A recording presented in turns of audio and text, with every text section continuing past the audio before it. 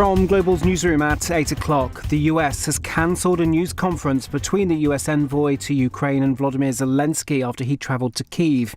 Relations between the two countries continue to be tense as Washington seeks an agreement with Russia to end the war. Alex Kadias is a journalist based in Ukraine and told LBC this is probably not going to make much of a difference. If Keith Kellogg has been sidelined from the negotiations, at the moment he seems to be the envoy just for Ukraine. He was supposed to be the envoy for Russia and Ukraine, but now a different negotiator is going to Russia. So again, not clear what his mandate is, not clear how much of an impact this will have. However, the war of words in the last 48 hours between President Zelensky and President Trump certainly concerning a lot of people here in Kyiv. A mother and her 2 young children are believed to be among the bodies of 4 Israeli hostages released by Hamas. Shiri Bibas and her sons Ariel and Kafir, who were 4 and 9 months at the time they were taken on October the 7th.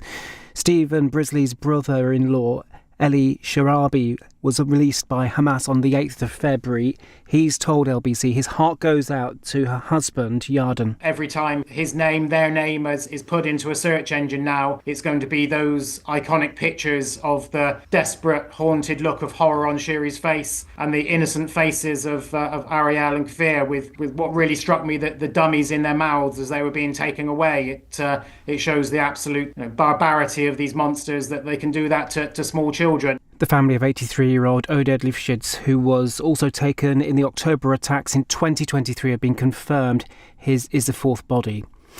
The former head of the Spanish Football Federation has been found guilty of kissing a player without her consent. Luis Rubiales has been fined after sexually assaulting Jennifer Hermoso in 2023. He plans to appeal. Manslaughter charges have been dropped against a friend of Liam Payne and 2 hotel staff. The former One Direction star died in October after falling from a balcony in Argentina. Drugs charges still stand against 2 other men. And the Vatican says Pope Francis is improving slightly as he continues to receive treatment in hospital for pneumonia. The 88-year-old was admitted last Friday. In the city, the FTSE 100 has closed down 49 points at 86.62. The pound buys $1.26 and €1.20. LBC weather: lingering showers in Scotland tonight. Outbreaks of rain moving into Northern Ireland, Scotland, Wales and Western England with a low of 5 degrees. From Global's newsroom for LBC, I'm Daryl Jackson. This is LBC from Global, leading Britain's conversation with Iain Dale.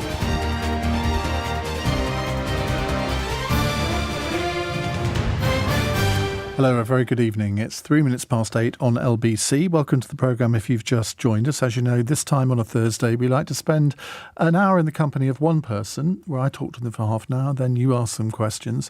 It's often a politician, someone from the media, historian. Today we've got somebody who is a historian. He's also a very renowned judge, Lord Sumption, Jonathan Sumption, former Justice of the UK Supreme Court. And he's got a new book out, which I'm brandishing in front of the camera now, if you're watching us on Global Player, The Challenges of Democracy and the Rule of Law, which I don't think could be any more timely. Jonathan, welcome to the programme. I'm glad to be here. Thank you for joining us. And we will be taking your calls after 1:30. I just want to read out a couple of lines from Simon Heffer's review of your book, which you must have been rather pleased with. He wrote it for The Telegraph. It says, Jonathan Sumption is one of our foremost intellectuals, a term that has in some contexts become an insult, but not when applied to him. This book of essays demonstrates the breadth of his perceptions and the originality of his mind.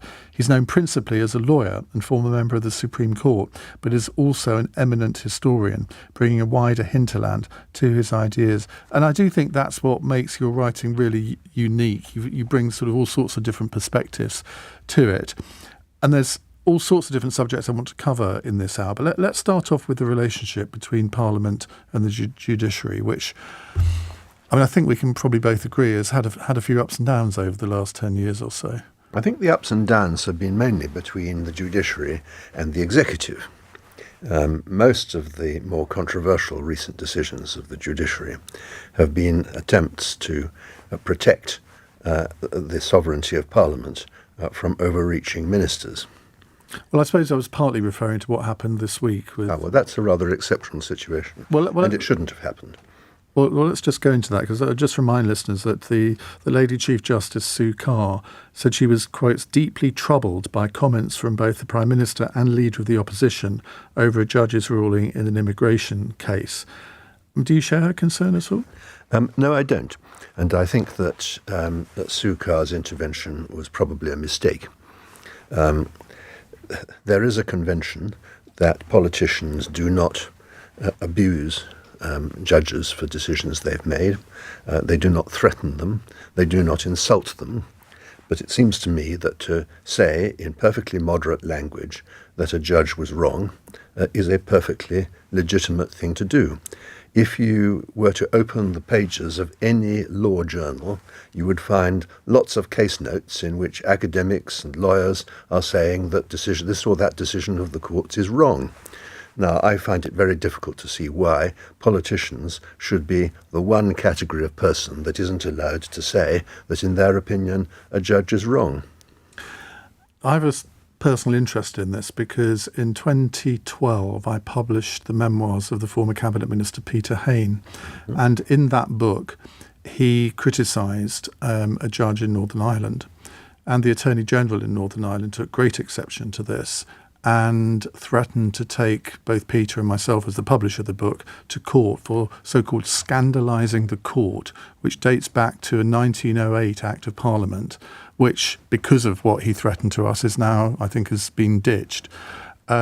But I couldn't believe I was going through this, because it's a very mild criticism that he'd made. And to think that you weren't allowed to make any criticism of a court or a judge at all, which is what the Northern Ireland Attorney General was alleging, seemed to me just totally against our democratic state. Well, I agree with that, and I don't think that it would happen today. Judges make decisions which are of considerable public importance, and it seems to me that they must expect their decisions to be examined and sometimes critically examined. I think it's quite important that judges should not be insulted for taking the view that they do about particular statutes or particular decisions.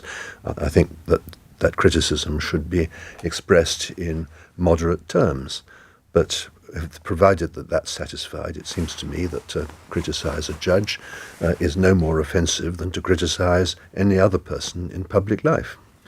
You've been critical of judicial activism in the past. Do you think politicians today have a proper understanding of the role of the courts? And do you think that judicial activism has increased over the last 10 or 20 years? Well, I think that many politicians do not understand how the system works, although I suspect that most politicians do. Have things got worse? No, I think they have got actually somewhat better since I criticised judicial activism in my Wreath Lectures of 2019. There have been two important decisions of the Supreme Court in which it's been said that on questions of policy, the courts should normally accept that in a democracy one needs to look to Parliament for the basic principles of policy making. And I completely applaud those decisions.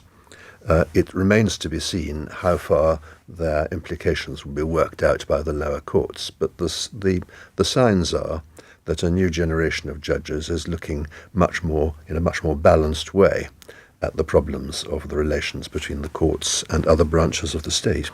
You mentioned at the beginning about the relationship between the judiciary and the executive, and I suppose the most famous example of that was when Boris Johnson prorogued Parliament. Yes. And the Supreme Court intervened, which I remember at the time was a hugely controversial thing to do, and everyone thought prorogation on that basis was not justified, and yet virtually every year Parliament is prorogued, and there were a lot of people who thought that not in that way or for that reason.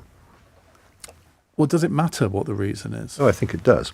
I mean, Parliament has to be prorogued from time to time as a basic piece of time management, and Boris Johnson tried to pretend that his prorogation decision was a basic piece of time management. But looking at the circumstances in which it was made, most people saw through that, I think. But isn't it for the electorate to see through that when they vote in a general election, and not for the judiciary to intervene? I don't accept that in all cases. It's clearly true in some. But just consider what would have happened if the government had won that case,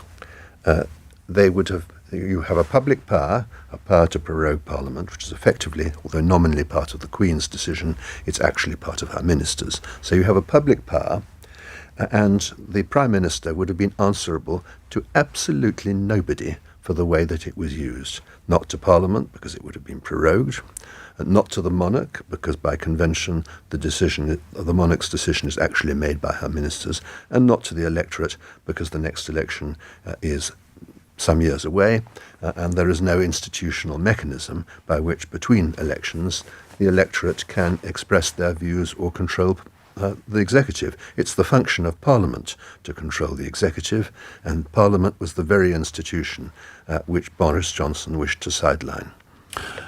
Couldn't you, though, use the argument that, for example, Parliament traditionally has not been involved in a decision to deploy armed forces? I mean, more recently there have been parliamentary votes, but certainly before the war in Iraq there generally weren't.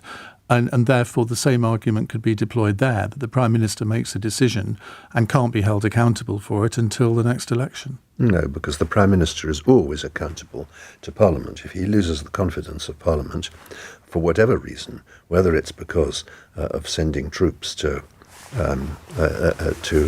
into operation or for any other reason, the Prime Minister, like other ministers, is always responsible to Parliament.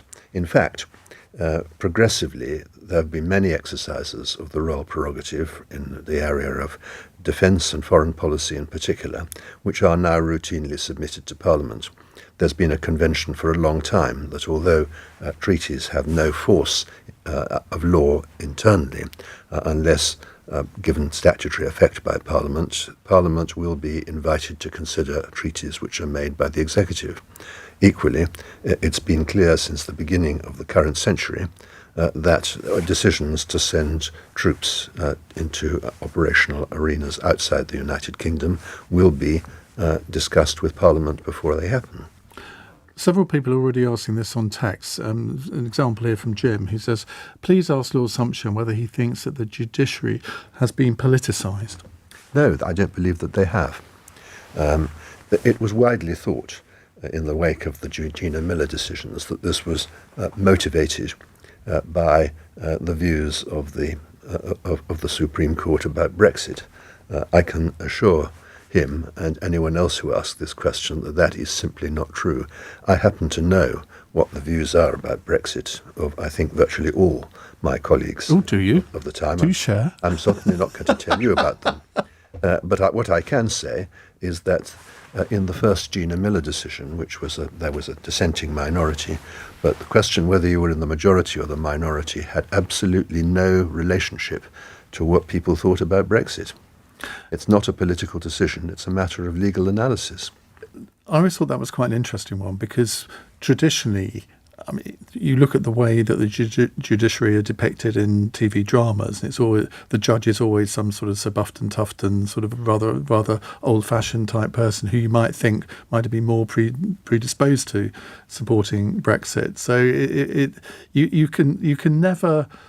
You can hazard a guess at people's views, but you can never... You're usually wrong, yeah, actually. Exactly. Now, I mean, this is not just an important matter here. Is in the United States at the moment that there's this conflict between, the judiciary and, I suppose, it's the executive branch more than anything, isn't it? And Donald Trump will issue these...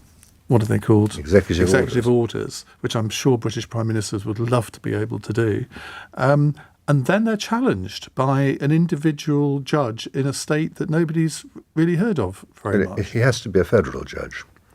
But the fact that can happen, I mean, and politics and the judiciary are much more intertwined in the US than here, aren't they? That has been true lately, yes. And the Supreme Court in particular has made decisions on a number of issues which one has to describe as political, and they've been much criticised for that. It's one of the factors that's polarised opinion in the United States.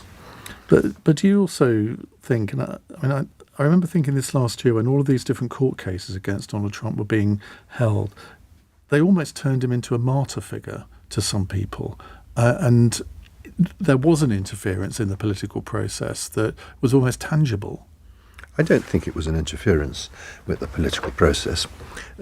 Donald Trump was convicted of those 34 frauds by a jury, not by the judge. A jury which had been subject to one of the most rigorous pre-hearing checks against bias that has been seen in US criminal law for a very long time.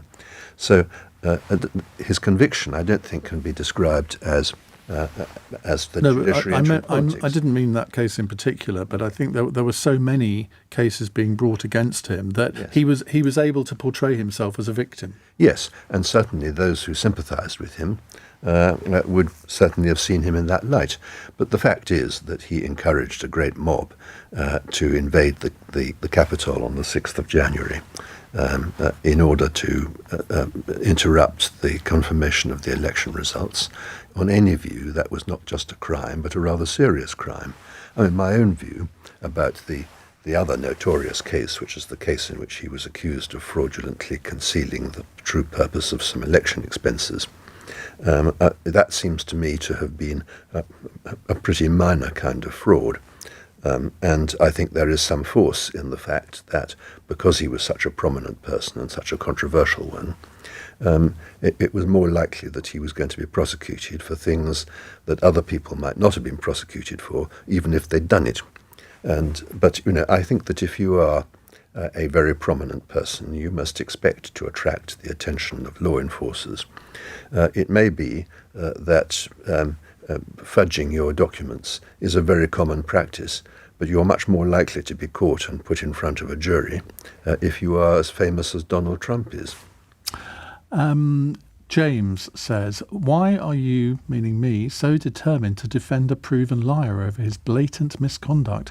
Boris Johnson's time in office was riddled with deception, corruption and policies that only serve to enrich the wealthy while leaving ordinary people worse off. And James goes on and on.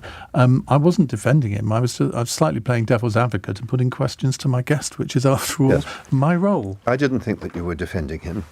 And I think that although Boris Johnson was in many occasions a stranger to truth, I think that the statements that you've just read out are a bit over the top. He lied essentially in order to protect himself from criticism. He lied instinctively. It was his first reaction when he got into political trouble of any sort, was to say, how do I get out of this? And not to ask, well, what's the truth of the matter? And I think that was his undoing in the end. It was certainly why he eventually lost his seat in Parliament. But as to a conspiracy to favour the rich and all that, I don't think there's any truth in that. Right, much more to talk to Lord Sumption about, and we'll come to your calls in about 10 minutes' time. 0345 6060 973 is the number to call. You can WhatsApp us on that number, or you can text 84850. You're listening to LBC. I'm Iain Dale. It's 18 minutes past 8. This is LBC. You could be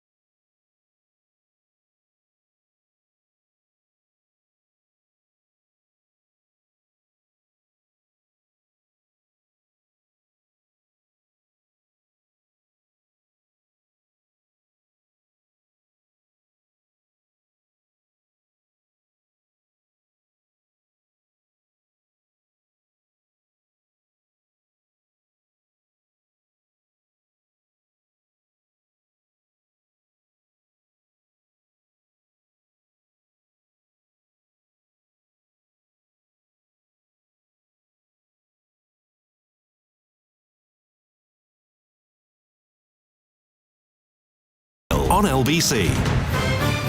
8 on LBC. Lord Sumption is with us. We're coming to your calls in a few minutes' time. But let's talk about some international issues, because I think the role of international courts has come under the spotlight in recent months, recent years, I suppose. The ICJ, the ICC. What's your view on both of those institutions? I think that they both serve an important and valuable purpose. I think when one looks at the way international law affects the United Kingdom, you've got to distinguish between international courts and treaties which deal with international issues that can't be resolved except by cooperation between nations. The ICC and the ICJ are both courts of that kind. They basically adjudicate on international issues, including international crimes, which it would not be possible for any one nation, however powerful, to deal with on their own without cooperation with other countries. You've got to contrast that with things like the European Convention on Human Rights, which deals exclusively with the internal domestic law of the states that have signed up to it. In other words, these are international obligations as to the contents of one's domestic law. There's absolutely nothing in the Human Rights Convention, for example, that we couldn't do on our own legislatively if there was a demand from the public for it. And that's a very important difference. It's the reason why I am perfectly happy with international jurisdictions of the sort that you mentioned, but not so happy with international jurisdictions which seek to remould our own domestic law. I can't remember whether it's the ICC or the ICJ, but they've issued, I'm not even sure whether you call it a ruling, a view that we should give up the Chagos Islands, which seems to be behind what's happening at the moment. There is an advisory opinion of the ICJ which says that. And it's an advisory opinion, not a binding ruling. That's right. So I why is that government treating it as a binding ruling almost? Well, personally, I think that the reasoning in that decision is very questionable indeed. It's based upon the proposition that it is in some way wrong to sever territories when decolonizing them, something that Britain has done on many occasions without the slightest protest, and it doesn't seem to me that it's a particularly rational decision. The reason why the present government is proposing to honour it is that currently the Attorney General feels, and I must assume that the Prime Minister agrees with him, that it's important to comply with every iota of international law. This is a question of customary international law. There's no treaty that governs that kind of issue. And it seems customary law is essentially based on what states in practice do, and the requirement is that there should be a consensus of states that a rule exists which is binding on them. And I think this is very far from being a consensus on that particular issue. Well, do you know the Attorney General? No. Do you have a view on, because he's become quite a hate figure for the Daily Mail in recent years? Well, he has, and I do not have any inside knowledge on what advice he's been given. I read the newspapers like other people, and one gathers there's a certain amount of discontent within government about the extent to which he is questioning apparently minor details of government policy. I have no inside knowledge of that, but he has made speeches, in particular a recent speech he gave to the Bingham Centre on the Rule of Law, in which it seems that he regards international law as a superior kind of law, and that has not been the law of this country ever. We have adopted, as a matter of common law, some very limited propositions of international law, like the immunity of ambassadors and so on. But the general rule is that obligations are created by statute and not otherwise, and that international treaties are to be respected but rules of customary international law and rules which are not derived from treaties are much more debatable. You're obviously not a politician. I'm not. But if you were, imagine that, if you were, what's the one law that you would like to abolish or see dramatically reformed? One's spoilt for choice. This is going to bring me back into the realm of politics, but I think that I would most like to see our electoral system reformed so as to alter the first-past-the-post system. I think that its anomalies have now become so grotesque that the advantages, which are considerable, have got to yield to the obvious disadvantages. To have a 65% membership of the House of Commons on a 34% of the popular vote really is very extreme. I'm not a friend of the Reform UK party by any means, but I think that it's grotesque that having obtained some 2% more of the popular vote in the last general election than the Liberal Party and ended up with 5 MPs instead of 64, something's gone badly wrong. Can we talk about Hong Kong? Because you were... You were on the Hong Kong's Court of Final Appeal. Yes. You resigned in June 2024. The national security law, though, had come in 2020. Why did it take you 4 years to quit? Because the national security law could have been applied in a way that respected basic human rights. There's an article in the national security law which expressly reserves the effect of the human rights laws, which are actually a part of the statutory law of Hong Kong. It seemed right, since the Chinese obviously do not wish to lose the overseas judges, to hope that one's presence there would exercise a moderating influence on the way that the law was applied. Very few cases hit the High Court or the Court of Final Appeal until quite a late stage, and when they did start hitting those two very superior courts, it became apparent that the court system in Hong Kong was not prepared to stand up to China. For me, the big turning point was the decision of the High Court that 14 democracy activists who had exercised constitutional rights to campaign in an election for a program of putting pressure on the executive, perfectly lawful pressure on the executive, to introduce a greater measure of democracy. And they were all jailed, some of them for substantial periods. It seemed to me that was a legally indefensible decision which could not have been arrived at except under pressure of China. And I'm not suggesting for a moment that anybody rang up the judges and said, this is what you've got to do. What I think has happened is that the Chinese government and the Hong Kong government have created an atmosphere in Hong Kong which makes it extremely difficult to stand up against the executive. Looking back as of now, do you think you left it too long? Do you think you should have resigned earlier? Because you did get a lot of public criticism for staying, didn't you? Yes. I mean, first of all, I don't think it's a function of serving judges to engage in political campaigns or to engage in political protests. But there comes a point where you cannot reconcile your own personal integrity with continuing to be part of a system that behaves in a particular way. Now, where that point is a matter on which there are legitimate differences of opinion. Two of my British colleagues are still on the Court of Final Appeal, and they're both men of massive personal integrity. So there are legitimate differences of opinion about this. In June last year, I felt that the time had come when I couldn't stay on the court any longer. And one other judge resigned at the same time as I did. This is a very difficult and a very personal decision. As I say, looking back, do you think you should have quit earlier? No, I think it was right to stay for as long as I felt that there was any real prospect that our presence was helpful. And I mean, you write in the book about Jimmy Lai's trial, which is ongoing, and the Hong Kong authorities are determined to make an example of him. Realistically, what hope is there for him? Well, the auguries don't seem very good.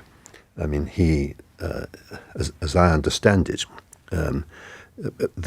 Let's explain who he is first of all. Jimmy Lai was the proprietor of the leading Chinese language newspaper in Hong Kong until it was closed down by the executive in 2020. And he has been put on trial. There are a number of charges, but the most significant charge is that he's accused of having conspired with foreign governments to encourage them to impose sanctions on Hong Kong because of their failure to move faster towards democracy. Now, that is an offence under the national security law. Jimmy Lai's defence to that is that while he did do that before the national security law came into force, it was then perfectly legal.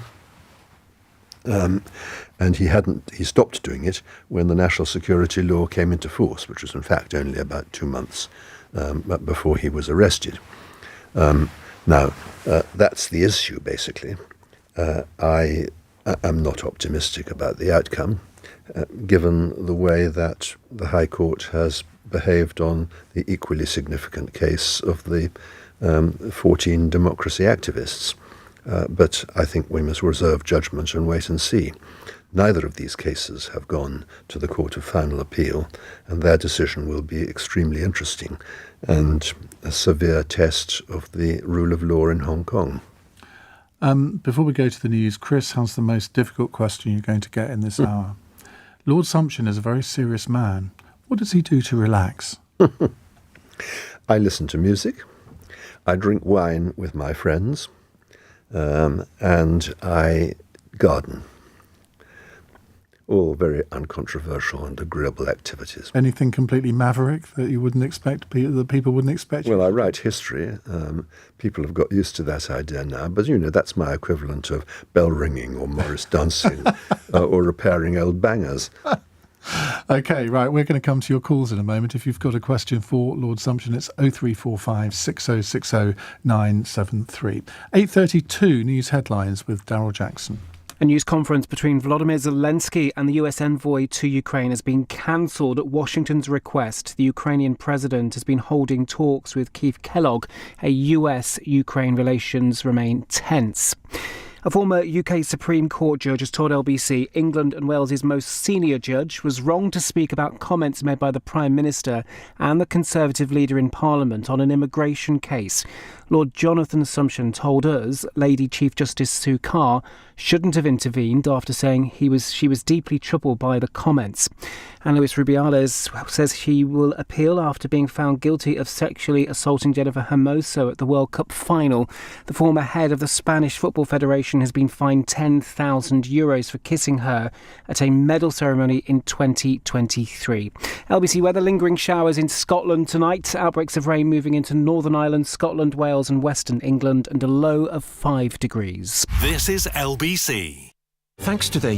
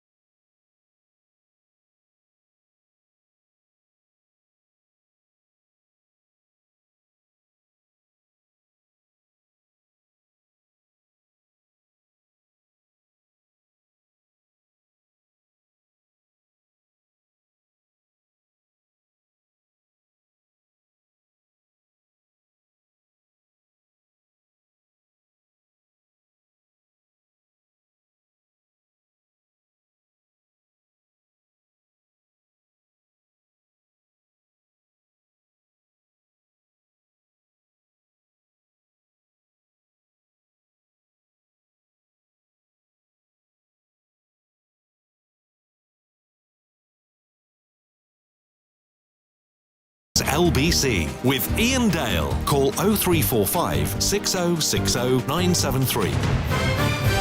8:35 on LBC. Lord Jonathan Sumption is with us, former Justice of the UK Supreme Court. He's got a new book out called The Challenges of Democracy and the Rule of Law. Let's go to, now if you could put your headphones on, Lord Sumption. Mackie is in Barnet and he has the first question from our listeners. Mackie, go ahead. Hi Iain, hi Lord Sumption. The question for me is, since the Daily Mail's famous or infamous Enemies of the People headline during the Brexit years, personally I've felt the fragility of our precious independent judiciary system, which is something I've not really thought of before in that way. Now combined with what seemed to be the regular sort of North London lawyer slurs that unfortunately Kemi Badenoch does use quite often at PMQs, I'm quite worried for our precious legal system. Having no legal training at all, I feel quite worried for it when under attack from what seems to be hard right powers, something that, you know, when it didn't go the way for people like Margaret Thatcher, John Major, Tony Blair, they wouldn't have dreamed of doing it because I think they had too much integrity. So I'd like to ask Lord Sumption what we can do to protect it. Well, I think it would help if the government was a bit more constructive about really abusive things like the Enemies of the People headline. And the then Justice Secretary, who happened to be Liz Truss, ought to have intervened and didn't. In her book, she explains why she didn't, and I can't remember the exact rationale, but it did make a bit of sense. She went through all the arguments for and against. It was actually one of the more interesting parts of her book. Yeah, but I mean, the interesting thing about that is that there was no reaction of that kind when the case went to the Supreme Court, because the Enemies of the People headline was about the decision of the Divisional Court, which then went to the Supreme Court. And when the Supreme Court decided in the same way, although for slightly different reasons, there was no abuse. And I think that the reason for that was that the Supreme Court argument was streamed. Everybody could see what was going on.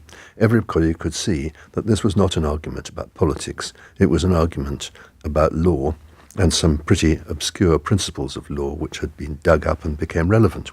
Now, what that suggests to me is that the more that people know about the way the courts work, the less likely we are to get headlines like that. That's a really interesting point. Would you therefore agree that we should allow cameras in our courts more often, not just for the judge's final sentencing? I don't think that it is fair on witnesses to allow cameras into court when they're giving evidence. And I have some reservations, although they are fading, about allowing cameras into court to deal with the argument of counsel, because I don't like the idea of them grandstanding. But counsel? Grandstanding? What can you mean? Well, I guess. However, the experiment of having the whole of the argument on law in the Supreme Court live streamed has, I think, been an immense success and suggests that most of the misgivings that people, including me, expressed before were wrong. And so, I am certainly in favour of having cameras in court for everything other than the evidence of witnesses. Well, when you're sitting in court as a judge and you've got the defence counsel, the prosecution counsel in front of you, how often are you thinking to yourself, you really aren't very good, or you've made a mistake with that argument? Well, I was a recorder, i.e. a part-time judge, in London for 12 years when I was at the bar. And the answer to your question is quite often. But then you have to remember that recorders, as I was at that time, deal with the sort of bottom end of the criminal calendar. I mean, they don't deal with murders and rapes and so on. The standard of legal representation in really serious cases is very, very much higher than it is in the kind of cases that I sat on. Right, Mackie, thank you very much for that. Let's move on to Daniel, who's in Golders Green. Hi, Daniel. Hi, Ian. Good evening. Good evening, Lord Sumption. Evening. Lord Sumption, in your view, is it a threat to freedom of speech that so many people have been arrested, charged, convicted and imprisoned for communications offences for making posts on social media? The normal rule is that freedom of speech is protected by statute and by common law, but freedom of speech stops at the point when you are inciting imminent violence. It's always been the law in this country that you can't use your freedom of speech in order to destroy public order. And I imagine that you're thinking about some of the people who were convicted arising out of the messages that were said to have encouraged riots outside immigration hostels last year and the year before. I'm not going to comment on particular cases because I won't have studied them closely enough, but I do think that there's a perfectly legitimate reason for prosecuting people who say things e.g. in tweets which encourage people to attack other people or to destroy property. There was a famous case where somebody wrote a tweet saying that I think he'd been frustrated about an airport experience. I think it's Robin Hood Airport. And said, I wish someone would blow this place up, which obviously, I would argue that he really didn't mean that. It was just one of those things that you say off the cuff. And he was sent to prison for it. That's the sort of thing where you think the law has gone mad. Well, that does sound surprising if those were all the facts. I'm sure they weren't. But, as in so many of these cases, people tend to pick one factor out of a quite complicated case. And so when you read the whole judgment, it looks less extraordinary. Does that frustrate you when you have sort of armchair lawyers, particularly newspaper columnists, sort of picking out one aspect from a case when they haven't been in court, they haven't heard the evidence, they haven't heard the defence, and yet rush to judgment? I'm afraid that it's a natural human tendency, but I think it's a pity. James says in Hitchin, how did the COVID lockdowns affect democracy in the UK? I don't think that it affected democracy at all, but I do think that except perhaps in one sense, I think that democracies often have to take extreme steps. For example, in wartime is a very obvious example of that, steps that infringe people's ordinary rights. I think that the lockdowns that were ordered during the COVID pandemic were altogether excessive and over the top. They were not necessary, at least on the scale in which they were imposed. And clearly there does come a point at which the degree of coercion that the government engaged in. Did you think that at the time? Yes, and I said so. Right. Democracy is a system of collective self-government. Clearly there comes a point where the degree of coercion that the government is exercising is completely inconsistent with collective self-government. I think that we reached that point during the COVID pandemic. But the more serious allegation against it was essentially that it was a decision made without regard to most of the relevant factors. And that's not so much an offence against democracy, it's an offence against competent government. And I did not think that we had a competent government during the COVID pandemic. I've now got chapter and verse on that Robin Hood Airport tweet. Chris has kindly put it on my screen. Let me read it to you. Mm-hmm. Paul Chambers tweeted to Robin Hood Airport in January 2010, so a long time ago, "You've got a week and a bit to get your bleep together. Otherwise, I'm blowing the airport sky high." Now, he was found guilty of sending a public electronic message that was grossly offensive or of an indecent, obscene or menacing character contrary to the Communications Act 2003 and fined for this, causing him to lose his job. It took 2 years for him to finally win an appeal against his conviction at the High Court. So he didn't go to prison. I obviously got that wrong. But it's still, that was in the early days of Twitter, I suppose. I don't think that would happen now, would it? Well, I don't know. On the face of it, that was a menacing tweet. I would think that it would be taken seriously enough for the police to want to take measures to protect the airport. It doesn't read to me like a joke. Well, it's the sort of thing where you say, God, I'm so fed up with you, I could kill you. Which you don't mean you're going to kill somebody, but it's a bit more specific than that, isn't it? Yes, well, I think that tweet sounds like a bit more than a turn. I'm not going to argue with a Supreme Court judge. Well, Oscar Wilde was asked when he entered Boston Airport many years ago whether the form that you filled in when you were asked for immigration. Oscar Wilde, long time ago. There was airport. There was when landing at Boston, he was handed a form in which he was asked to confirm that he did not intend to levy hostile war on the United States of America. And he wrote in the box beside it, sole purpose of visit. He was sent back on the next ship. You've got to admire that, it has to be said. Now, the man who posted that joke's lawyer, John Cooper, KC, as it is now, cited John Betjeman's poem calling for "come friendly bombs and fall on Slough," and also Shakespeare's Henry the Fourth's line, "the first thing we do, let's kill all the lawyers." Well, there's a world of difference between something that's avowedly presented as fiction and something that does sound like a threat. Indeed. Right, more of your calls to come in just a few moments' time. It's 8:46. LBC This Morning on Nick Ferrari at Breakfast. So-called documentary from the BBC about Gaza that we now, of course, learn features the son of a prominent Hamas minister. BBC have now apologised. Let's bring into the conversation Culture, Media and Sports Secretary Lisa Nandy. This is a conversation I'll definitely be having with the BBC. So you haven't raised it yet with the Director General, the Chairman? Not this specific documentary. I watched it last night. It's something that I will be discussing with them, particularly around the way in which they sourced the people who were featured in the programme, but it is absolutely essential that we get this right. Nick Ferrari at Breakfast. Back tomorrow morning from 7. Listen on your radio and on Global Player, LBC. Get extra.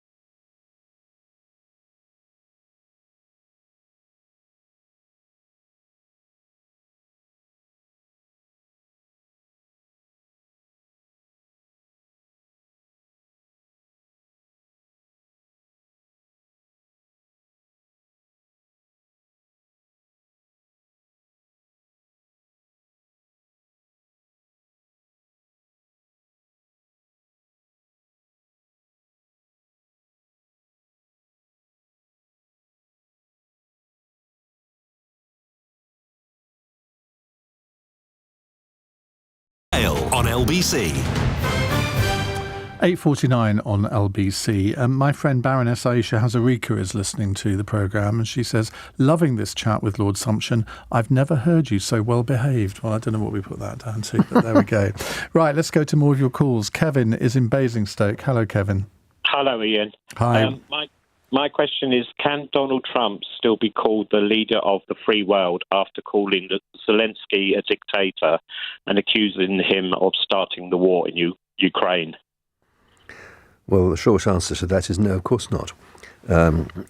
He has embarked on a series of quite unnecessary disputes with all the traditional allies of the United States, which basically constitute the free world. He has threatened Denmark with the invasion of Greenland. He has basically said that the real enemy is Europe rather than Putin's Russia. He has insulted Zelensky of Ukraine. This is not a good way to make friends and influence people. And we're only in week 4. I know. And, it's quite obvious that he is trying to produce an effect of shock and awe in the first few days of his presidency. Well, he certainly achieved that, but in the course of doing so, he has done huge damage to the alliance system of the United States, something for which the United States will suffer, because it reduces its influence. Robbie in Chelmsford says, Lord Sumption, you're so often referenced as an authority on all sorts of matters, with politicians and the media name-dropping you to support their argument. Is this more frustrating or flattering in your judgment? Well, I suppose you could say that it's both. I have never yet been accused of supporting a government policy when it wasn't true. So in that sense, you could say that I asked for it. Michael's in Rains Park. Hello, Michael. Good evening there, Ian. Good evening, Lord Sumption. My question is about the ECHR.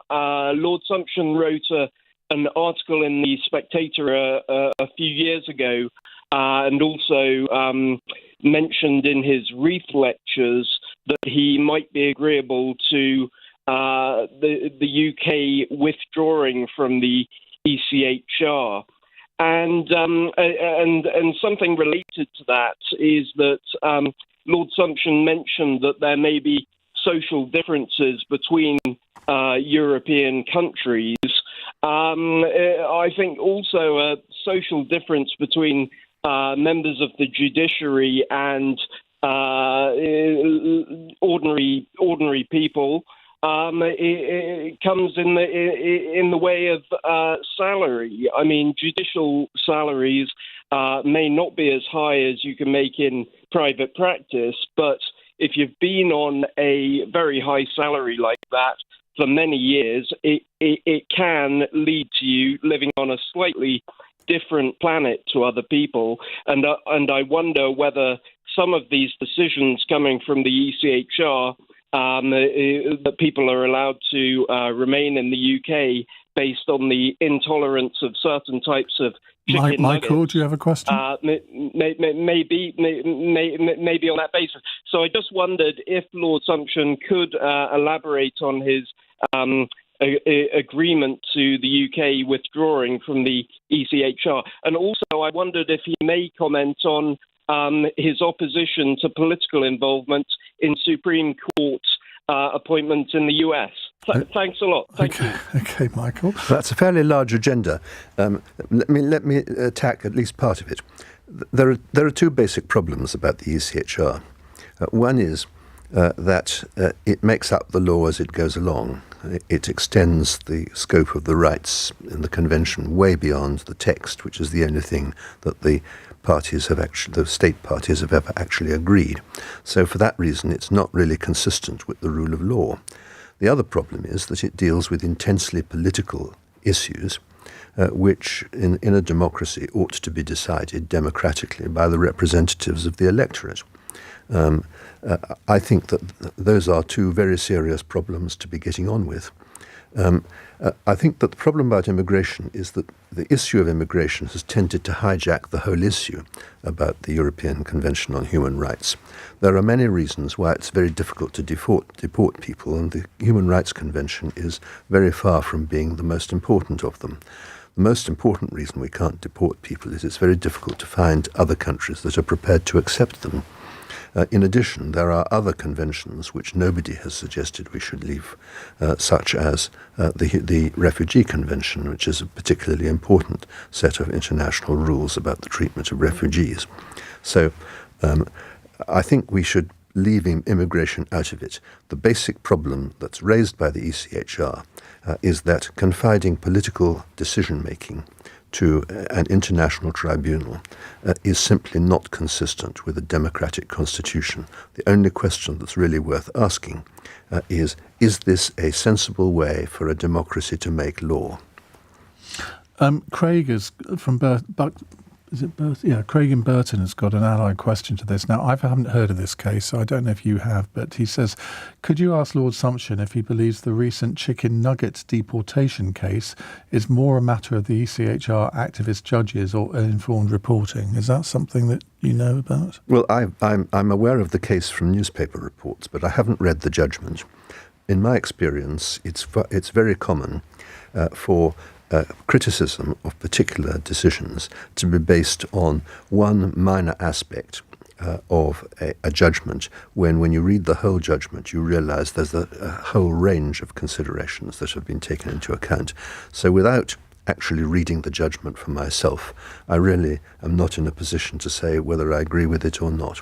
Apparently, Keir Starmer, this is from the Telegraph, so Keir Starmer has backed the Home Office in its efforts to deport an Albanian criminal who is allowed to stay in the UK partly because his son will not eat foreign chicken nuggets.